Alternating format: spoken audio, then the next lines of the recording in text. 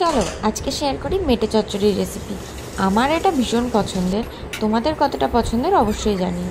মেটে আলু সব কেটে নিলাম, পেঁয়াজ, টমেটো, শুকনো লঙ্কা, কাঁচা লঙ্কা সব কিছু কেটে রেডি। এবার প্রথমেই আলুটা ভেজে নাও, তারপর পেঁয়াজ, রসুন, কাঁচা লঙ্কা, শুকনো লঙ্কা দিয়ে একটা পেস্ট রেডি করে নাও।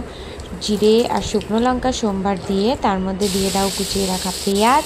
পেঁয়াজ ভাজা ভাজা হয়ে গেলেই রেডি করে রাখার পেস্টটা দিয়ে বেসিক কিছু মশলা দিয়ে ভালো করে মশলাটাকে কষিয়ে রেডি করে নাও।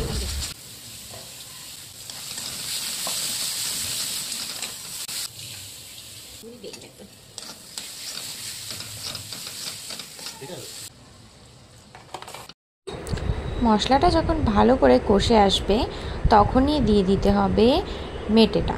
মেটে দিয়ে কিন্তু মেটে চচ্চড়িতে কখনোই খুব একটা বেশি কষাতে নেই, এটা আমি শিখেছিলাম আমার কাকিমুনির কাছ থেকে। তারপরে মেটের মধ্যে অল্প একটু জল দিয়ে মেটেটা মোটামুটি কষে এলেই দিয়ে দাও আলু।